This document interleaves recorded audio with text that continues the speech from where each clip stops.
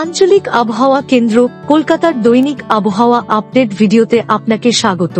গত 24 ঘন্টায় রাজ্য জুড়ে শুষ্ক আবহাওয়া বিরাজ করেছে। আজ রাজ্যের সবচেয়ে কম সর্বনিম্ন তাপমাত্রা রেকর্ড হয়েছে দক্ষিণবঙ্গের শ্রীনিকেতনে 11.6 ডিগ্রি সেলসিয়াস, উত্তরবঙ্গের সমতল এলাকায় আলিপুরদুয়ারে 14 ডিগ্রি সেলসিয়াস এবং পাহাড়ে দার্জিলিংয়ে 6.2 ডিগ্রি সেলসিয়াস।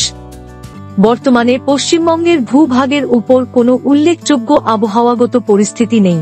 ঘূর্ণিঝড় সেন্ডার আজ সকাল 8:30টায় উত্তর পূর্ব ইন্দোনেশিয়ার উপকূলীয় অঞ্চলে 4.9 ডিগ্রি উত্তর অক্ষাংশ এবং 97.8 ডিগ্রি পূর্ব দ্রাঘিমাংশের কাছাকাছি অবস্থান করছিল। এটি আগামীকাল ভোর পর্যন্ত একই তীব্রতা বজায় রাখার সম্ভাবনা রয়েছে এবং এরপর এটি ক্রমশ দুর্বল হতে হতে পূর্ব দিকে বাঁক নেওয়ার খুব বেশি সম্ভাবনা রয়েছে।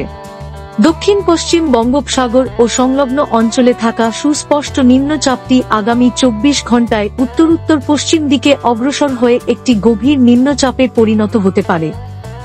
এরপর এটি পরবর্তী 48 ঘন্টায় আরও শক্তিশালী হয়ে উত্তর তামিলনাড়ু ও পুদুচেরি উপকূলের দিকে এগোবে।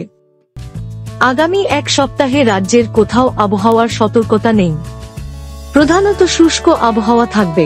আগামী 24 ঘন্টায় পশ্চিমবঙ্গের বিভিন্ন জেলায় ন্যূনতম তাপমাত্রায় তেমন কোনো বড় পরিবর্তন হবে না।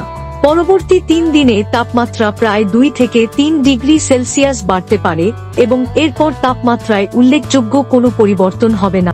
আবহাওয়া সম্পর্কিত আরও আপডেটের জন্য আমাদের অফিসিয়াল ওয়েবসাইটটি অনুসরণ করুন।